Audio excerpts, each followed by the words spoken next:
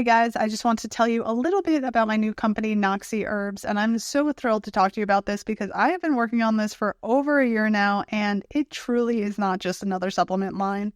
It is a one-of-a-kind modular system designed to help support women at every stage of life, from the teenage years through menopause. So at Noxie Herbs, we have harnessed the power of Chinese medicine to create formulas that are tailored to your unique needs. Whether you're dealing with hormonal changes, menstrual irregularities, or the challenges of menopause, our formulas are crafted to help you find balance and vitality. The best part, our system is modular, meaning that you can customize it to fit your specific health goals. Each formula is designed to work synergistically so you can build a regimen that evolves with you. Go to noxieherbs.com, take the free quiz, find out what we recommend that you take to support your unique hormonal needs, and get going. Let me tell you, this has already changed my life as a 41-year-old woman who is starting to approach perimenopause or maybe in perimenopause. This has totally shifted my cycle and my hormones, and I am so much happier for it. I know you will be too. Feel free to hit me up with any questions and go check it out now. Hey guys, it's Dr. Chloe, and you're listening to the Radical Remedy Podcast. So this episode has been a couple months in the works, and I'm so thrilled to release it today for you guys. So this is an interview with Dr. Scott Faulkner, who's not only a veteran, but an internal medicine doctor, and he's on a mission to change healthcare in America. And he's also the stem cell doctor that I took Remy to in the beginning of June. So for those of you who don't know, my son Remy has a rare genetic disorder called STXBP1. This disorder causes a whole litany of challenges, and he is multiply disabled. He is also generally the happiest human I've ever met. He's totally my hero, and he brings light everywhere he goes. That being said, this past year has been really challenging, and I don't know whether it's the fact that we have mold in our house, which we just discovered, awesome, or whether it's because he's approaching puberty, which can cause neurological havoc with kids with neurological disorders. But he was doing hours of hysterical crying and screaming and scratching my face, and it was getting really incredibly difficult. I'm a single mom, and I'm trying to do all these things, and it's really hard. I don't have family nearby, and it's really devastating and heartbreaking when your child can't express what's going on and why they're upset. And I don't know that he had any idea what was going on and why he was upset. But so I had heard about Dr. Scott from a friend whose father had incredible results with him for stroke rehab, and I figured it was time to give it a shot. So we got some stem cells in the beginning of June, and I can tell you that my happy child is back, and it is life-changing. I mean, honestly, I could not be more grateful for this man. Like, the shift has been so incredibly dramatic, and it's just incredible to have my kid back. So if you know anybody who has a neurodegenerative disorder, or if you have an autoimmune disorder, or if your child has any disability or special needs, I really highly recommend you consider this therapy. It seems incredibly safe, very effective, and really, really interesting. So check out this episode. Let me know what you think. Please share with anybody that you think might benefit from all this information. And if you possibly could, please do me a favor, subscribe and leave a review. It really helps get the show out to more people. Thank you so much. It's such an honor to get to speak with you every week. All right, everybody. I am so excited today. I'm with Dr. Scott Faulkner, and many of you have heard that Remy and I did stem cells very recently and have been asking to learn more. And so here I have the brilliant doctor who helped Remy so much. So Dr. Scott, thank you so much for joining me. Oh, it's my pleasure, Chloe. Awesome. So let's dive right in. I have so many questions because honestly, I hadn't even done that deep of a dive on stem cells, which I am embarrassed to say, but it is true. So let's start with the basics. What are stem cells? Okay, so stem cells are the basic building blocks of the human body. So we're going to divide the stem cells, just for your audience, into two categories to begin with. Okay? Chocolate and vanilla. So the chocolate stem cells, that's what I affectionately call them. Those are hematopoietic stem cells. So the FDA has approved the hematopoietic stem cells for treatment of blood cancers, leukemia, lymphoma, myeloma, for over 30 years. Okay.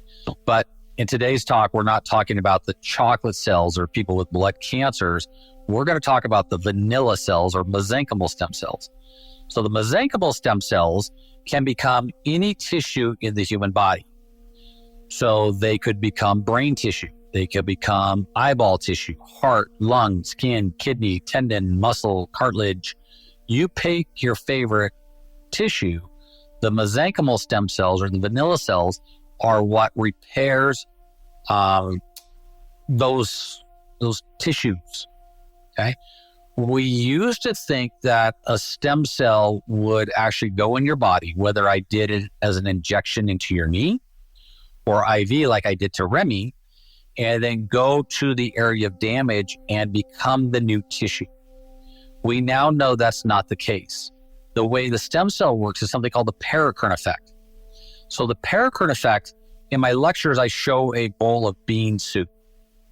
So you can imagine the beans are the stem cells. The broth, however, is where the flavor is. So the way the stem cell works is he creates or has the ability to create every single protein and peptide known to the human body. Okay. Now we're talking adult stem cells. These are not embryonic. I won't touch embryonic because that's abortion, killing a baby, all that stuff. And the problem when they use embryonic stem cells is that you could see malignant transformation, something called a teratoma. A teratoma is a mass of hair and teeth and cells, and it's this disgusting ball of stuff. So there's no reason to use embryonic stem cells and potentially put somebody at risk when we have an abundance of adult stem cells. And the big difference is if you just wait 2 weeks after fertilization, so sperm and egg get together, it gets fertilized. Instantly, that cell divides into two, then 4, 8, 16, 32, and on and on. Those embryonic stem cells can become every tissue in the human body, including the umbilical cord and the placenta. Well, we don't care about the umbilical cord or the placenta. So 2 weeks after fertilization, all those cells going forward are adult stem cells. So if you wait for that baby to be born at 9 months, alive and healthy, then it takes all the ethical considerations off the table. And what I use are the umbilical cord-derived stem cells. Those are the most potent and can become everything in the human body except umbilical cord and placenta. So there have been other studies that put umbilical cord stem cells against your own bone marrow-derived stem cells versus adipose. Adipose is where they do a liposuction. They separate the fat cells from the stem cells, and they give them back to you. The problem with those cells is, one, there's fewer and fewer as we get older and older. And number two, they become old and tired. And they're exposed to everything, in your case, maybe mold, or if you have an autoimmune disorder, your stem cells are not that good. So when we use them from the umbilical cord of a baby that was just born alive and healthy, they are the most potent and the largest number, and they're able to differentiate or repair pretty much everything on steroids. So that's why I use umbilical cord stem cells. And specifically, we're talking the mesenchymal stem cells. Now, in the volume, in that 1 cc vial that we use, and I'm totally honest where I get mine from. I get mine from Cord for Life. Cord for Life is the second oldest tissue bank in the United States. They've been around since the 1970s. So they are the only tissue bank that has met the FDA's 503B pharmaceutical manufacturing threshold. In fact, the owner, who's a personal friend of mine, he spent $5 million out of his own pocket when the FDA changed the rules in the middle of COVID. So a lot of tissue banks, even here in Colorado, they shuttered their doors because they could not shoulder that expense. Well, Cord for Life, Syed Raheel, he paid that $5 million to get his lab to that 503B level. So we're talking, the negative pressure rooms, the buddy suits, all that stuff. So when you get that product, you know for a fact there is nothing finer, better, more sterile and potent on the market. And just recently, an independent lab got a hold of the cells and they tested it for potency, because you're trusting that when you get those frozen cells and I defrost them and put them in your body or Remy's or, somebody's loved one, you want the most alive stem cells that you can get. So this independent lab did the study, they defrosted them, and over 90% of those cells are viable or alive when we defrost them. So when you're paying a lot of money, you want every cell alive that you can get. Most other of these fly-by-night companies, you're lucky if you can get to 80%. So they are the gold standard. The other beautiful thing is when we strip that umbilical cord of the blood, there's both stem cells and red blood cells in that mass. So Cord for Life has a proprietary method where they destroy all the red blood cells, over 99%. So that's why I didn't care what blood type Remy was, because there aren't any red blood cells to have a transfusion reaction. Because if he's type A blood, the baby was type B, it would be a violent reaction. Sometimes it can kill you if there's enough red blood cells and fragments in that transfusion. So the fact that there aren't red blood cells, that's why Remy did so well. I personally have given myself the stem cells 8 times. I have not developed an immunity. I've not developed issues with them. So they're very safe to do them ongoing. Okay. So back to the original premise, what is a stem cell? So it is that precursor cell that can, if you allowed him to grow up, he could become every tissue in the body. Well, in our case, the beautiful thing is we don't allow him to grow up. We leave him as that naive stem cell that has that potential. So remember the analogy of the bowl of bean soup. So the stem cells are the beans, the broth is where the flavor is. So when I gave Remy his stem cells intravenous, what happens, and we've radio labeled them, we researchers have, so we know for a fact when we give them intravenously, the vast majority of the cells go to the lungs and the liver. And you're thinking, well, his lungs were fine and his liver. True. But the beautiful thing about those two organs is there's massive blood flow across both those. So if the stem cell's hanging out all day, every day for 6 months, just kicking it like he's on the beach, he's cranking out every single protein and peptide known to heal the human body for 6 to 8 months. That's why I'm able to treat somebody like my first patient was my uncle from Lou Gehrig's, right? We don't know what causes Lou Gehrig's, and there's no magic white pill that Pfizer has created to help somebody with Lou Gehrig's. But when I gave him the stem cells, he got improved strength, range of motion. He was able to get out of his wheelchair and actually stand at his bathroom sink for 2.5 minutes to brush his teeth. It was not a cure, but it gave him his life back. So I don't have to be the smartest doctor. I mean, we know that Remy has a genetic disorder. How these stem cells actually helped him, I don't have a clue, but I don't have to, because the stem cell just figures it out.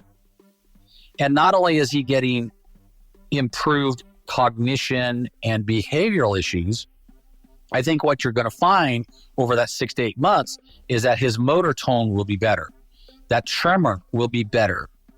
So other things get improved as well, because that stem cell, he doesn't care. He's just cranking it out all day, every day. So that's how a stem cell works. Now I have to throw this caveat out there. When I treat a patient for regenerative medicine, not on that leukemia, lymphoma, myeloma side, but regenerative medicine, the FDA has not approved these cells for regenerative medicine. But that's our government, right? And all their wisdom. They've approved it on the cancer side for 30 years, but you think they would approve it to treat kiddos like Remy and adults? And no. And will they? That's a long discussion. But so long as I tell you it's an off-label use, but we use medicine off-label all the time, right? So when I give a presentation with an audience, I say, okay, how many of you have taken Tylenol PM to help you sleep? And pretty much every hand goes up. I say, congratulations, you just took a medicine off label. And they look quizzical. I said, okay, the two components to Tylenol PM is acetaminophen, Tylenol. It has been approved for pain and fever relief. Diphenhydramine, Benadryl, has been approved for allergies. But when you put the two together and label it as Tylenol PM, it has never been approved as a sleeping pill. Yet millions of people use it all the time as a sleeping aid. You just use a medicine off label. Okay? So people who have migraines, we use an old school antidepressant called amitriptyline for our prophylaxis of migraines. So in medicine, we're using medicines off label all the time. So the fact that I have over 30 years of data of using these stem cells in patients with leukemia, and we're talking massive quantities, at least 25 cc's, which is at least 25 million, sometimes up to 1 billion stem cells. So when I use a vial with 1 million, or in Remy's case, I think we gave him 3 or 5. 3. Okay. So there's 3 million of the vanilla cells.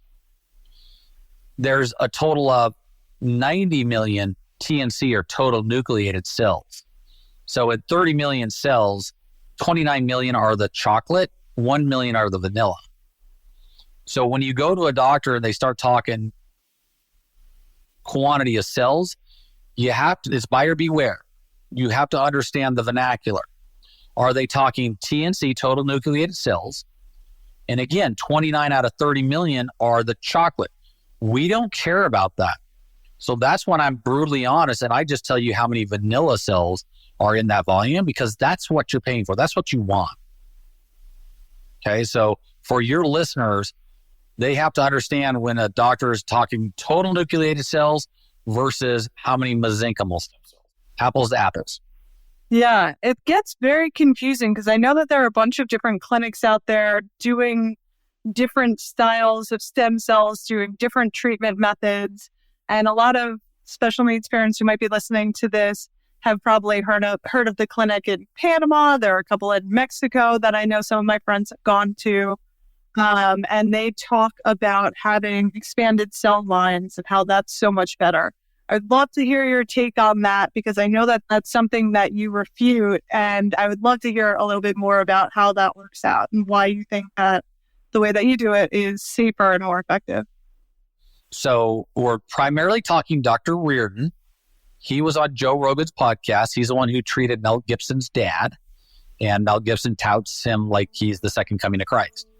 And he does good work. I don't want to poo-poo what he does, because he was a pioneer utilizing stem cells. But he will take these mesenchymal stem cells, a small quantity, and he will put it on a petri dish, okay, with a growth medium on the bottom. He will put it in an incubator. So with artificial food, light, he's taking a small amount of stem cells and expanding them. So all those doublings are what we call a pass. There's a couple of problems with that. Number one is you want the expansion in your own body. So when I put these stem cells into Remy's body, he gets the benefit of every single pass, that doubling of the stem cells. So 1 million will become close to 1 billion cells before the month's out in Remy. So he's getting all those proteins and peptides in his body. So when you do a pass on a petri dish, that's one that your body doesn't get the benefit of. Okay? The second problem is that these cells have a programmed cell death. It's called apoptosis. So they can only expand so many times before they're programmed to die out. So that's the good side of stem cells, but it's also the bad side, is that they will die out over time. And so you have to come back to me to get a repeat treatment, or you have to go back down to Panama to get a repeat treatment. And if you have one of these disease states that is always ravaging your body, so like in my uncle's case, the Lou Gehrig's, because it's not a cure, you have to come back and get treated. In his case, the stem cells lasted for 10.5 months before he had to get a repeat treatment. We'll see how long it lasts for Remy, But just know that because he has that genetic disorder, it will always be on his DNA. He will probably need multiple treatments over time. Okay. So back to the expansion cell line. The other problem that we found is when you expand those cells, you can actually induce malignant transformation. Yes, malignancy, cancer. So for the longest time, the FDA in the United States said you cannot expand the cell line, period, hard stop. About 3.5 months ago, they relaxed that standard to where they will allow expanded cells to be used in the United States.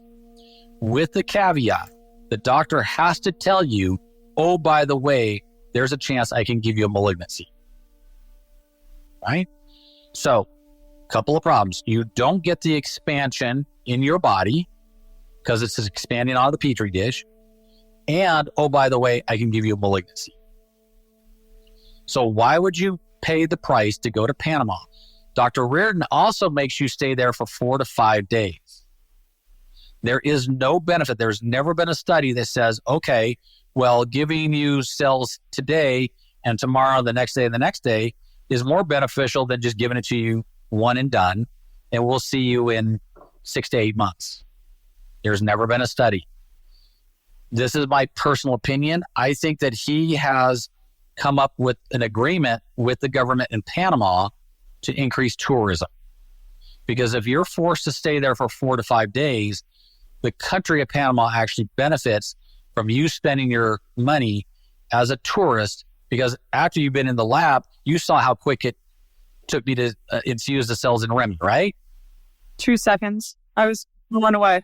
Your nurse did its line so quick. I was amazed. Yeah. And then we push the cells, we flush them, you're done. Go home, go live your life, as opposed to being stuck in a foreign country for 4 to 5 days. Right? Which, especially if you're dealing with somebody with some sort of either neurodegenerative disorder or special needs, can be extremely challenging when you're traveling by yourself with them. I've done that many, many months of my life, and it was beautiful. I love Ecuador. We'll always love Ecuador and be grateful for our time there. But it is really challenging traveling with people who have disabilities or have neurological disorders. And a lot of people who are going for stem cells are doing that because they have a severe, significant challenge that they're looking for something outside of the box for. Yeah. And when you compare the cost, I mean, if you want to go on a vacation, go on a vacation, but there's no reason to leave the United States. The other problem is, I don't know Dr. Reardon personally. I've heard good things about his cell line, but when you go to some of these other countries, you have no clue what you're getting. Now, as much as I cannot stand our government and our 3-letter agencies, especially the FDA, you have to admit the one thing that the US FDA does is they make sure that our blood and tissue supply is top notch. Okay. So Cord for Life, by being that 503B, they are forced by the FDA to every sample, every umbilical cord that comes into their lab, they're forced by the FDA to send a sample to a third-party independent lab. That third-party independent lab will test that sample for bacterial, viral, and fungal contamination.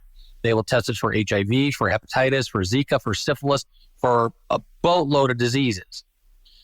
So once the third-party independent lab says, okay, that sample is clear, clean, sterile, then they can continue breaking it down to sell to doctors like myself.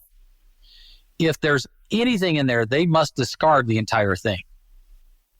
And so you know what you're getting. And I always ask for COVID vaccine free so that there's no choice or no chance, I guess, of the spike protein being transferred to somebody like little Remy when you don't want him to have that vaccine.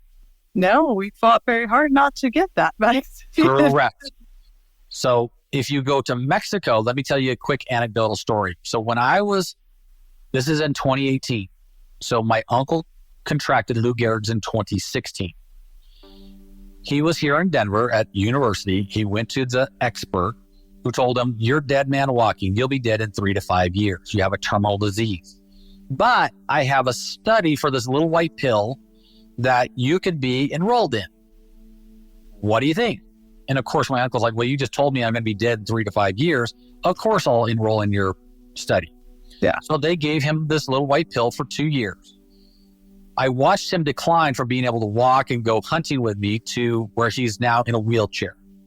He has a feeding tube in his stomach. He's confined to a wheelchair. He cannot walk. Clearly, the little white pill didn't work. So that's when he called me up and said, hey, nephew, is there anything else out there that might help Lou Gehrig's? And I'm like, I don't know. I mean, because my background is, critical care medicine, hospital medicine.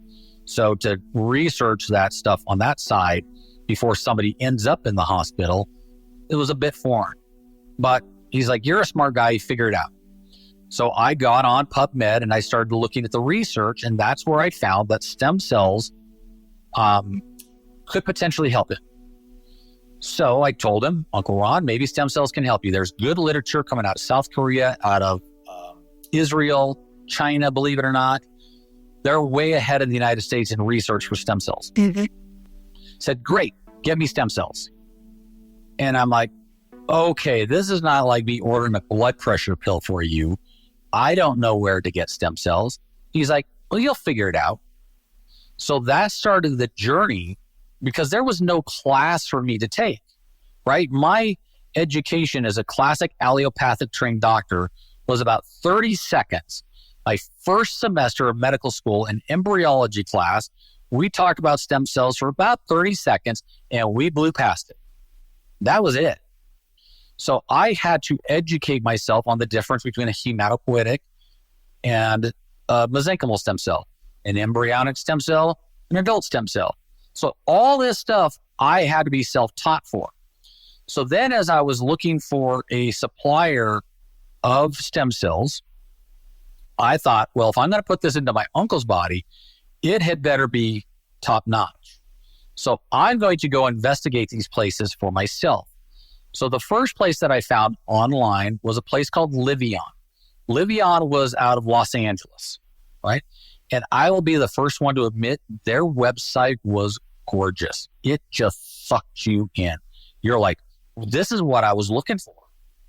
So I called them up and I talked to their chief medical officer who said that he was a foot and ankle surgeon. I'm like, wow, okay. So he's talking to me about the stem cells. I said, great. I want to come out and I want to visit your organization. He's like, we're not ready for you. Give us 6 weeks. I'm like, okay. But I saw your video where you had this beautiful building, this lab, the whole 9 yards. I thought, okay. So I delayed a little while. I called them back. I said, okay, I'm ready to come out and see your lab. And they're like, we're not ready for you yet. So the third time I called again, they're like, we're not ready for you yet, but if you give us another 6 weeks, we'll fly you out to LA. We'll put you up in Marina Del Rey, beautiful hotel, buy you a steak dinner, answer any questions you have. And I'm like, I can buy my own steak. I don't care about that. I want to see your facility. So I smelled a rat. So I went online, bought a Southwest airline ticket, flew to John Wayne Airport, rented a car, and drove to their address on Research Boulevard. Right now, if you know anything about Los Angeles, Orange County, Research Boulevard is where all the big boys are at. So the first thing you see is Pfizer's billion-dollar building, right? Or hundreds of millions of dollars. Yeah. It is massive. Here's Johnson & Johnson. Here's Merck. Here's Bayer. All these big buildings. And the further you drive down Research Boulevard, the buildings are getting smaller and smaller. And I'm getting towards the end and I'm thinking to myself, where is this place? And I get to the end of the cul-de-sac and I stop and I look in front of me and here's this little tiny unassuming brick building. And I look, I'm like, I'll be damned. They bought the address, right? So this was not the building they showed on their website. So you know me now, Chloe, Mr. Nothing will stand in my way. I park the car. I walk up. I try the front door. It's open. So I start walking towards the back and there's offices on both sides and I'm going, hello, hello. And there's nobody there. Well, I just keep walking. Hello, hello. Nobody's answering. There's nobody there. And I look to the very back and there's a warehouse area And why they had a chain link fence down the middle of this warehouse area, I have no idea. But there was a card table, some chairs, and I saw some of their literature. And about this time, somebody comes from behind me. He's like, hey, who are you? What are you doing here? I'm like, well, I'm Dr. Faulkner from Colorado, and I came here to check this place out. So I want to talk to your CEO. He's like, well, my CEO's not here. I said, well, get him here. I want to talk to him. He's like, well, he's too busy for you. And I said, well, I want to talk to your chief medical officer. He's like, well, he's not here and he's too busy to talk to you. I said, okay, I want to talk to your COO. He's not here. He's too busy to talk to you. I said, okay. So I turned around. I walked out. I got to the car. And of course, cell phones are like mini computers. So I start looking on the computer, on my cell phone, and I type in the name of their CEO. He was a convicted felon. I looked at the name of the chief medical officer. He was a podiatrist, passing himself off as a foot and ankle surgeon, out of Arizona, who lost his license to practice in Arizona, and he was not licensed in California. Now, I asked you, how many podiatrists do you know that have lost their license to practice medicine? Not a lot, right? A challenging feat. Correct. Their COO had just been indicted by the Orange County DA, so he was now a felon. So in the indictment had the telephone number to the deputy DA there in Orange County who had prosecuted him. I thought, So I called the number. She answered her phone. I said, hey, I'm Dr. Faulkner. I'm from Colorado, and you might want to know what your boys are up to. And she's like, oh, we're very interested to hear what you have to say. So I told her what was going on, because they were to have nothing to do with stem cells. Yeah. It turns out that Livion was selling cells that were tainted with Staph aureus. So any doctor that bought these cells was giving their patient a staph infection. Before they could go to prison, they jumped ship. They are in Tijuana, Mexico today. They set up in Mexico.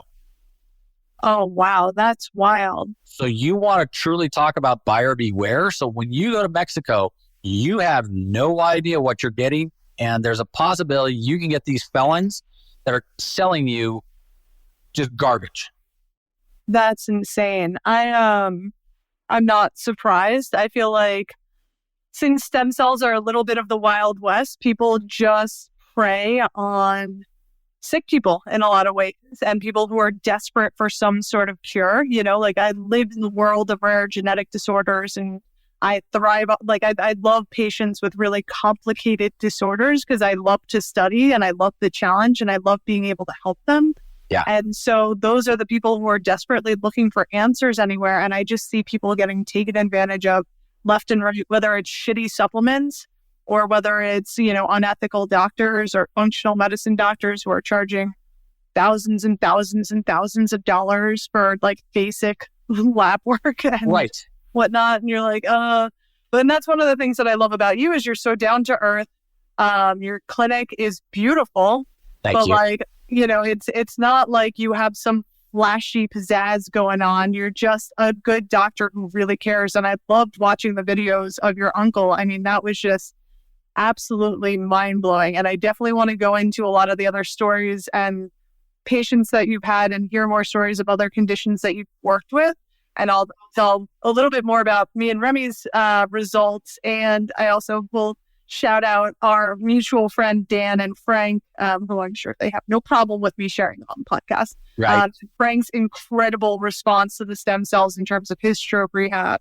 But before we dive into that, I'd love to hear a little bit more about where stem cells stand politically. Like, why are they in a weird gray area? Why aren't they allowed in the States, really? You know, I know they're allowed for injections for certain things. And then, as you mentioned, for certain cancers and blood cancers. What is the actual state of legality of stem cells in the States? And why do you think that it's such a difficult thing to get approved? Yes. Oh, good question. I wanted to take a moment and talk to you about Radical Roots. So I founded this company when my son Remy was diagnosed with a rare genetic disorder and intractable epilepsy. As a doctor of Chinese medicine, I knew that the best way to support his complex neurological and physiological needs would be through dynamic Chinese herbal formulas. I also started studying the incredible effects of hemp and its ability to support and regulate the brain and the body. By combining targeted Chinese herbal formulas with complete spectrum hemp and using a unique alchemical spagyric extraction technique, we have created formulas that are true game changers. Honestly, I truly believe that these are some of the most powerful herbal formulas on the market. Please check out radicalrootsherbs.com, use the code RADREMEDY, and get 15% off your first order. I'm so proud of these, and I think you guys are going to love them as much as I do. So let's back up to the days of PRP. Okay. So a lot of your audience has heard of PRP, or platelet-rich plasma. So platelet-rich plasma was found accidentally because they were looking for a fibrin glue in surgery that would approximate or close a wound. And what they found is when they spin your blood down, that you get that clear layer, what we call a buffy coat, right? Plasma. Well, in that plasma are platelets. Platelets are what causes your blood to stick together. So the orthopedic surgeons found that, hey, if we spin people's blood down and we inject it into a joint, that some people get better relief than cortisone. Because up to that point, that's all we had was cortisone. We're talking 20, 25 years ago. So if you had a bad thumb or a knee that hurt, it was better than a cortisone injection or something called Syndisk hyaluronic acid, which comes from the comb of a rooster. But the problem with that is it only lasts for 3 months, then it wears out. So PRP was kind of that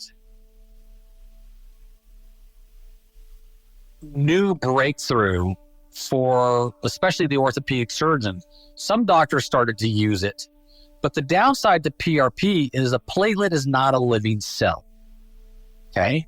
So the platelet, he cross-links when you cut yourself, but he doesn't have DNA, he doesn't replicate himself. He comes from a cell in your bone marrow called a megakaryocyte. So your megakaryocytes kick out platelets. The lifespan of a platelet in the human body is 7 days. That's why if you're about to have surgery, we tell you stop your aspirin 7 days before the surgery, because that's how long the aspirin inhibits the platelets. So if you wait 7 days, all your platelets are brand new and sticky so that you don't bleed out or exsanguinate after surgery. Okay. So PRP was better than cortisone, but it's not the end-all be-all. So, and our government had looked into stem cells, believe it or not, back in World War II when they invented the atomic bomb to see if it would treat people with radiation poisoning. Well, what they found is if you're exposed to an atomic bomb, you're going to die. So they kind of put that off on the shelf. So some smart researchers in the late 50s brought this back and started looking into the stem cells. Fast forward to when George W. Bush was the president. And you're young, way younger than me. So, but you might remember this argument where Michael J. Fox, the TV star, was diagnosed with Parkinson's, right? This is after Back to the Future, a couple other movies, his TV series, Family Ties, I think. Yes. Now Michael J. Fox is diagnosed with Parkinson's at a fairly young age. He then started to get on his soapbox saying, we need to do more research with embryonic stem cells for Parkinson's research and other diseases. George W. Bush, being the president, said, this is a Christian nation. We believe that taking eggs that were fertilized, right, for in vitro fertilization, and using them to do research for embryonic stem cells is more morally unethical. So the United States, he put a moratorium on research, especially utilizing embryonic stem cells in the United States. So very quickly, we started falling behind other countries like South Korea, like Israel, like China. Somebody should have told Michael J. Fox, oh, by the way, if you use adult stem cells, you don't run into problems with embryonic. So now there's really no reason to use embryonic stem cells because of the reasons that we discussed, right? Embryonic stem cells can give you that teratoma, that formation with teeth and hair and stuff like that. So if I'm going to put that in Remy, you're going to say, Not in my child. But if you use adult stem cells from the umbilical cord, there has never been a case of malignant transformation or teratoma ever. So about that same time, they started to experiment with these cells on the leukemia lymphoma side. So this is before Big Pharma really got their tentacles around the FDA. So they said, well, this is fabulous. These patients with these blood cancers, if we can find a donor that has very, very, very close DNA match, then we can do a bone marrow transplant for those patients, and a lot of them survive. So that's when the FDA blessed this after clinical trials about 30 years ago. So then fast forward, we start looking, that's on the chocolate cell side, remember? But remember what I said, there's not only chocolate cells, but the vanilla in there as well. So smart doctors started saying, well, why can't we use this for regenerative purposes? So guys like me, under the radar screen, started treating some patients who were asking for this, because we could find a place like Cords for Life that actually has ethical sourcing of these stem cells. So the United States is behind in research, but we're trying to catch up. But about that time is when Big Pharma started putting pressure on the FDA to keep the genie in the bottle, because it doesn't fit their model. Their model is, I want to give you a pill to treat your symptoms for the rest of your life so that we can make billions of dollars, right? So we're smart people. We know the influence that Big Pharma has on the FDA. So now the FDA says, well, the only way that you're going to get this approved is if you do studies called an IND initially, investigational new drug. Just to get an IND approval is at least $1 million. But the beautiful thing is Cords for Life has actually got an IND going for sacroiliac joint injections. And the IND is that phase 1 clinical trial just to prove safety. It's not, is this efficacious? It's just, is it safe? So they have just finished with the patient injections down in Florida. They're taking the data, they're putting it together, they're going to present it to the FDA, and the FDA will either say, yes, this is very safe, which we know it is because we've been using these cells for over 30 years, or we want more information. But they make you slow walk this thing. Once you get the IND, then you have to do a phase 2 clinical trial. So now you're looking at least another $1 million. Then you're going to do a phase 3 trial, more millions of dollars before it's ready for prime time. So that's the history of stem cells in the United States. That's why I'm going to the Philippines here at the end of this week, because it's much easier to use this outside of the United States. Now, will I continue to treat our patients in the United States? Absolutely. I just have to give the caveat that the FDA has not approved this in the United States for regenerative medicine. Yeah, it's amazing. I think I heard the other day that 75% of the funding for the FDA is paid for by Big Pharma. So correct. If you're curious about the influence that Big Pharma has on our government, that would be it. Look what happened during COVID, right? That's the classic example. Oh, we can use this clot shot, this experimental mRNA vaccine that's not even a vaccine by anybody's definition. But can we use ivermectin, hydroxychloroquine? How about increasing people's vitamin D? Give them zinc. Even vitamin D was shut down. Correct. And I know because I was one of those doctors in the big hospital who was told you cannot even talk about it. And we separated because I talked to some patients about ivermectin. Yeah, it's wild and it's heartbreaking because really our system is set up to keep us sick, to make us sick while we're young and keep us sick throughout our lives. And I think it's so important that medicine like stem cells, like herbal medicine, like getting out in sunlight and actually exercise and eating real foods it's so important for us to advocate and to get out there and help more people so that they can actually build health instead of deteriorate into disease. Right, exactly. I mean, we're talking big ag now, right? With the GMO, everything.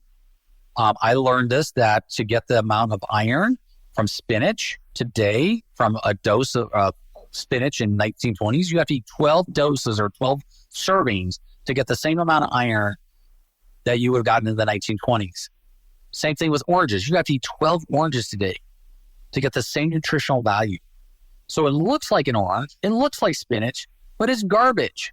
No wonder why our telomeres are getting shorter, our DNA is getting broken, and we're suffering for it. Oh, we're totally swimming upstream. And I keep shouting from the rooftops that our kids are the canaries in the coal mine because, it's bad enough looking at adults like ourselves who are dealing with chronic health issues and autoimmune explosions and cancer and all of the things that are going on. But if we look at the trajectory of our children and their health, it's absolutely horrific, and it's getting worse and worse every year. And the studies are even pretty poorly done as well. Right. Well, look at your generation, right? Because you're that generation. So big tobacco, their profits were actually starting to suffer in the 1980s because there was a big campaign, stop smoking. So what did R.J. Reynolds and other tobacco companies do? They started buying food companies, Kraft, Nabisco, and they told their scientists, we want foods, we don't care about nutrition, we want them highly addictive. That's where Oreos and Ritz crackers and Shake and Bake and all that stuff came from. Now they divested in about 2001, but that's what you were raised on if your mom and dad didn't have a garden or a greenhouse, is all that crap that had no nutritional value, highly addictive.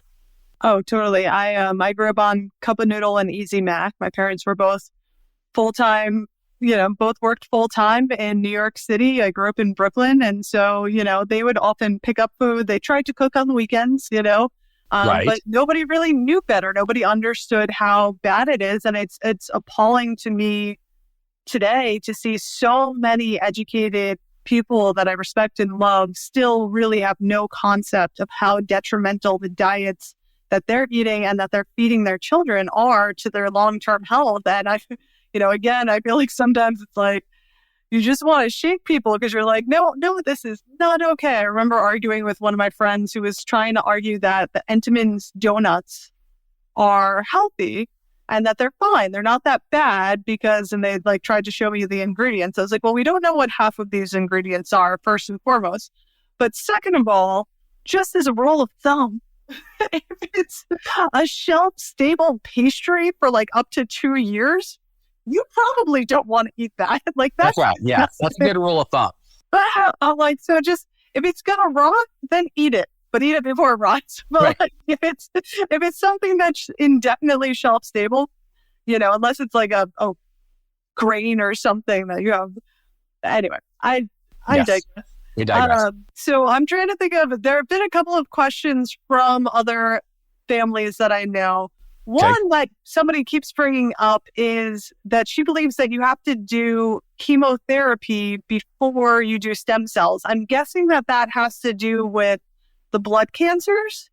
I've never heard of this for any of the programs that I've looked into, but I'm guessing that might be something for blood cancers. I know a lot of other people, a couple of my friends have looked into different hospitals that are doing stem cells and trying to see if they can get stem cells that way so it's covered by insurance or whatnot. And I looked at them and they all seemed like they had to do with oncology or some sort of immune support. That's exactly right. Yeah, so all those conditions that are a blood cancer, insurance will pay for that. Those are the chocolate cells, but not on the regenerative side. And you're exactly right. So you go to the oncologist, he gives you the bad news. I'm sorry, you have leukemia or lymphoma. But here's the good news. I can give you chemotherapy, smoke your bone marrow, try and kill every cell in sight. Hopefully we don't kill you. And then if we have a DNA match or close to it, then we can transplant these stem cells into your bone marrow. They will become your own DNA. So that's why the match has to be very, very, very, very close on that side. On the regenerative side, what I'm doing, insurance doesn't pay a dime of this. But no, you don't have to get chemotherapy for me to treat multiple sclerosis, a Parkinson's, a genetic disorder like Remy's, Lou Gehrig's, ulcerative colitis, autoimmune disorders. So, all right, cool. Yeah, I was curious about that. It was fascinating because this one mom was kept insisting. And I was like, no, we definitely did not do chemotherapy before we did the stem cells. We definitely got great results. Yeah. So let's dive into some of that. So I will talk a little bit about Remy's results first. So anybody who's listening, I think a lot of you know that Remy and I had a really difficult year. So starting in like November of last year, Remy just started screaming and crying some days for hours on end, scratching my face. And this can be a phase that kids with his disorder go through as they're going into puberty. I'm also concerned that we have a lot of mold in our house, and that may be playing a role in the neuroinflammation. He had a bad virus right before this started also. So could have had something to do with PANS or PANDAS or post-COVID or whatever. You never really know with the kid like Rem. But what I did know was that I was going insane, and my very, very happy child was nowhere to be seen. And it was really, really challenging. So somewhere along that line, my good friend Dan, who is basically like a bonus brother to me, his wife Kate has been my best friend since we were 3. So I adore Dan and his family. And so Dan's dad had a very massive stroke and was wheelchair bound from it, as well as having a lot of physical and neurological challenges with speech and other things. I know one of his hands, he was having a very difficult hand. And so, Dan had told me how worried he was. His mom had just had a stroke and a heart attack. They've just been through so much over the past couple of years. It's just truly astounding how beautifully that Kate and Dan have pulled together and navigated all of this for their families. But so he was really just devastated because Frank is really just such a smart man. He's so with it. He's getting older, but he's just really engaged.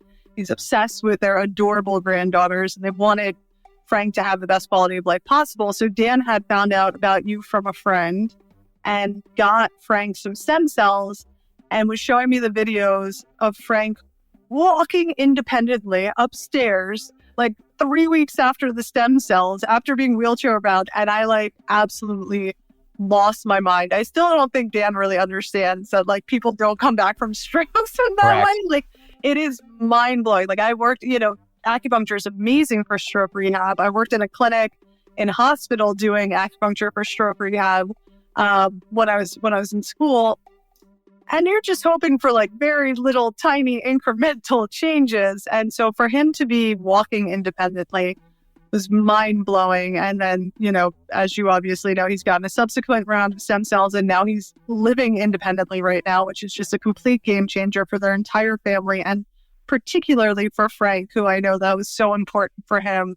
But so Dan told me about you, and he was like, "Oh, you should try it."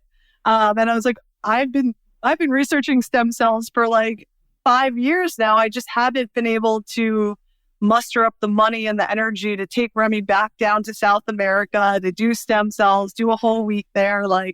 It's so much money, it's so much time, and all he's doing is screaming at me. So traveling with him is going to be even harder. But so as soon as I heard that you were here in Colorado and that you had gotten such great results for Frank, I was like, I'm doing this. We'll figure it out. Doesn't matter. And so we got the stem cells on June 4th. And I would say by the end of July, middle of July, the crying stopped. My kid is happy again. And the change has been night and day. I mean, it was the hardest couple of months, especially over the summer, because there's no camps, there's no soccer, there's no play dates for kids as disabled as Remy. So it's just in your face, literally screaming in your face, and he's nonverbal, so you can't figure out what's going on. Yeah. So he's just happy again. His sleep has been better.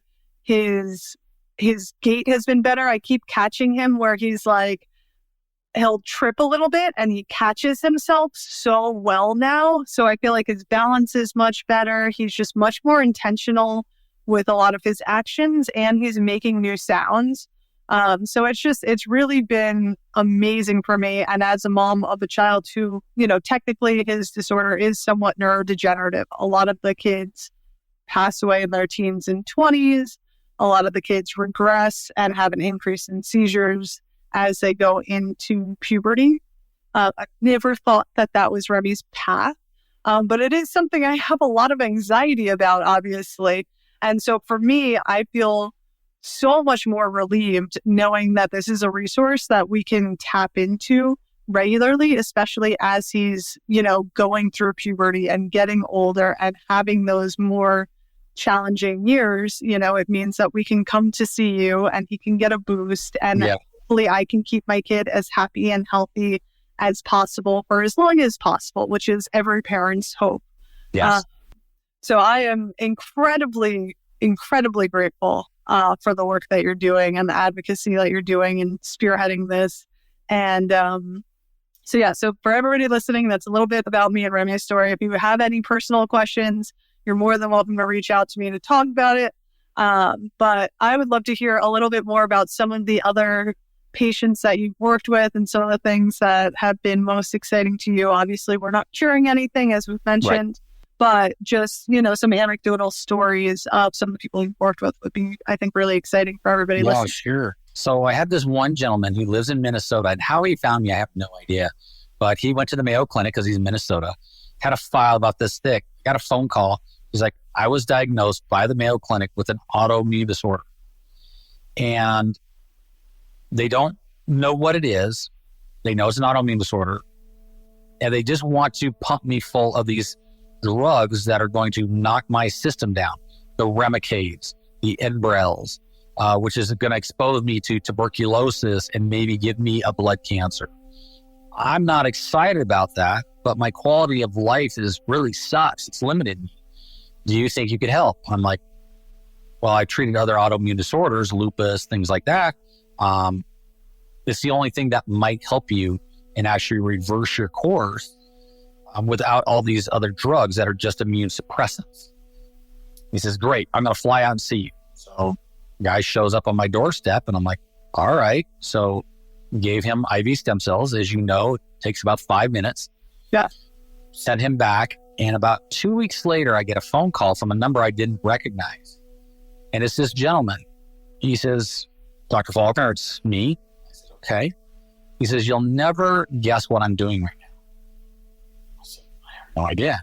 He says, I'm actually walking down the sidewalk with my wife, where he couldn't do that before.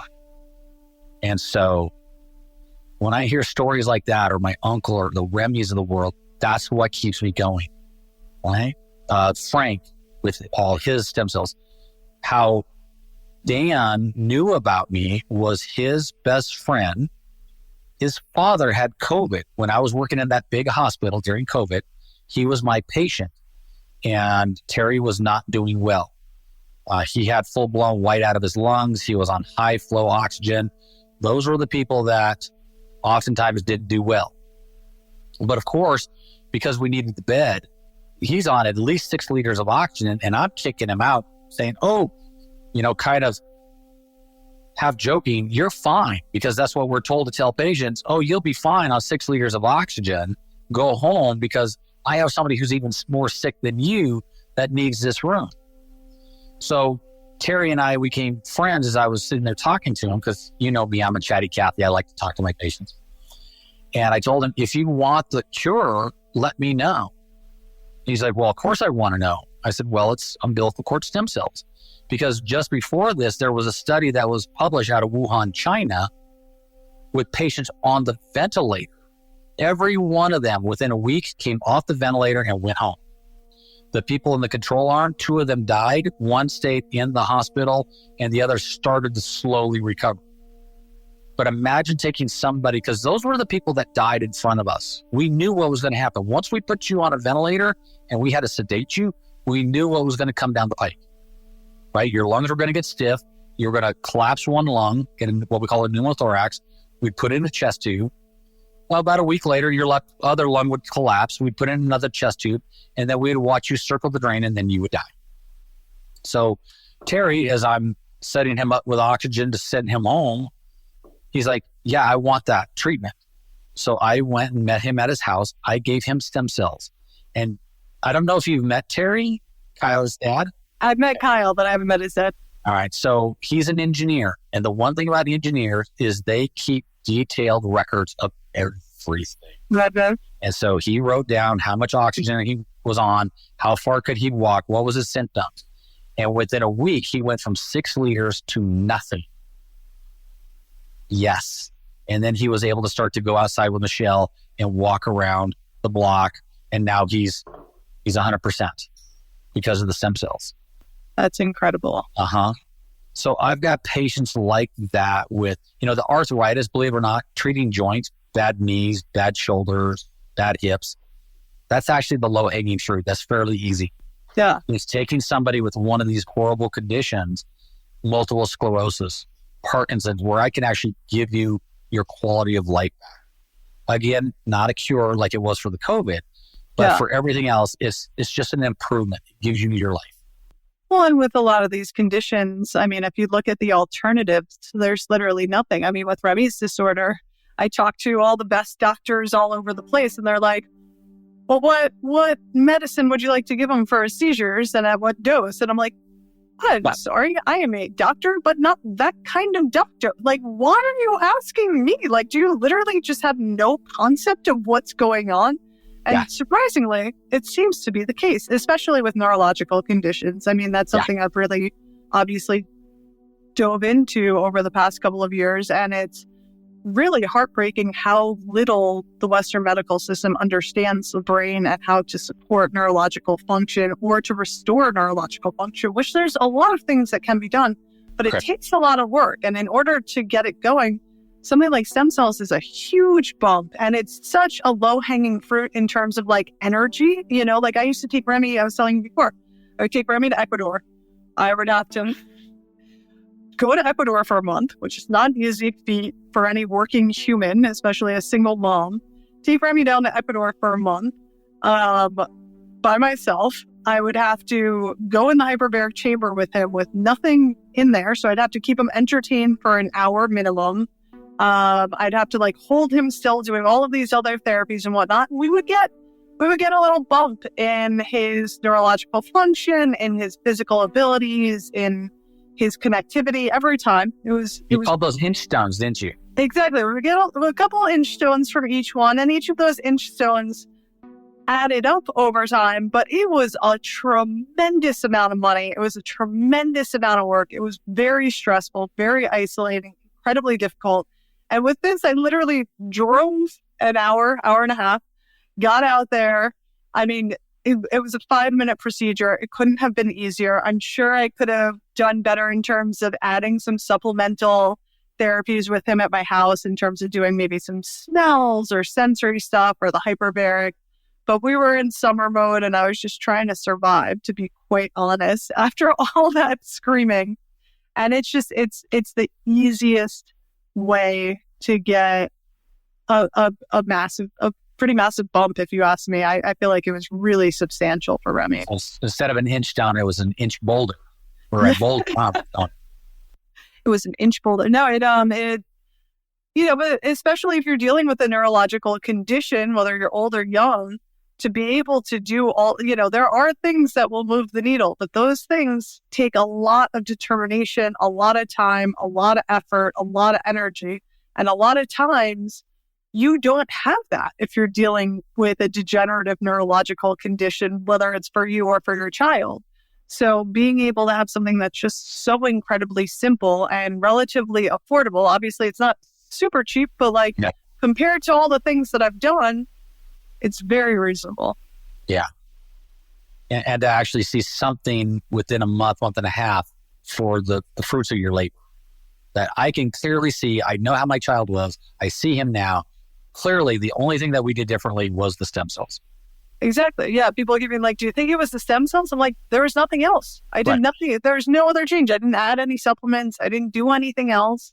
And so for me, I know that Remy will be getting them at least once a year as long as he lives, probably, and I'm looking forward to getting some stem cells soon. Yes. But it's, I think it's just a beautiful modality and you help so many people. I'm trying to think if there are any other interesting clients that might, any other interesting like cases of I actually was just talking to a mom whose daughter has an autoimmune bleeding disorder. She's interesting. I might recommend. Yeah. Think about autoimmune. Yes. And what you think your friend from West Virginia? Oh, for yeah. the 10-month-old, yeah. So that little girl, she has ulcers, and they can't give a name to it because it's not Crohn's, which is the most common one, where you get ulcerations from your mouth all the way to the rectum. Mm-hmm. And the mom figured it out because her poor little daughter was just crying all the time. And when the grandmother would change her diaper, she would see blood. And of course, the pediatrician was like, "Oh, that's okay. That's fine. She'll outgrow that." No. So finally, they went to the University of Virginia, had a doctor who finally listened, scoped this little girl, and saw ulcerations from one end to the other. So, and of course, they're like, "Well, let's put her on immune suppressants, the Remicades," a 10-month-old. She was in the hospital for over a month, I think. Almost 2 months, I believe. It was absolutely wild. So I'm excited. I'm hoping that she gets great results. You'll know probably before I will. I will know today. Yes. So keep me posted. I'm in close contact with them. I will keep you posted. I'm sure it'll help. That's what I told Casey. I was like, we never know how it's going to help or what it's going to look like, but I think it seems pretty clear to me that it will. And there's really because there's never been a major adverse event with these cells. There's really no downside. Yeah. Have you worked with kids on the spectrum much? So I've treated a couple of kids with autism, and typically what we see is about a 40% improvement in behaviors. So that's the feedback. Well, a lot of times the families, they'll get the kiddo treated, and then I just lose track of them. But when they did report back, because they were like you, they were at their wits' end. They're like, we're definitely seeing at least a 40% improvement in behaviors. So yes, I have treated autism, little kiddos with autism. Yeah, it's and again, in the disability world, we talk about inch stones. So 40% is much more than an inch stone, and again, a lot of these kids are put through therapy after therapy and hours of therapy in order to get those inch stones. So just highlighting the ease of just getting one IV push versus the hours and hours of therapy that any special needs mom has with their child and put their children through on end. I know Remy, even when he was in early intervention as a baby, he was getting 20 hours of therapy a week from when he was 1 until he was 3, and that was just the therapy that I was doing with the therapist. So I was doing an additional 20 hours a week probably with him. He was the hardest working kid I've ever met. Wow. And we got he didn't even crawl till he was 2.5. So, yes. But that's a whole different show. And if anybody's listening and you want to hear about what I would recommend if you have a kid with special needs in terms of supporting their neurology, check out Dr. Kristen, check out Matt Newell from the Family Hope Center, and check out Dr. Malello. Those 3 episodes and those 3 doctors are my absolute favorites. But all right, well, I think we will cut it here for today. Okay. I would love to come out and see your clinic, and maybe we can record some videos and talk some more. And but thank you so much. I love chatting with you. I feel like I learned so much, and I know people are going to have more questions. So I will put the link to your website in there. Thank you. People I know can sign up for free calls with you. So that's what I always encourage people to do. And again, I'm really grateful for your time. I'm really grateful for the work that you're doing. You're absolutely changing lives, and it's really incredible. Well, it's been my pleasure to meet you and Remy, and I look forward to seeing you guys soon. For sure. All right, thanks, Chloe.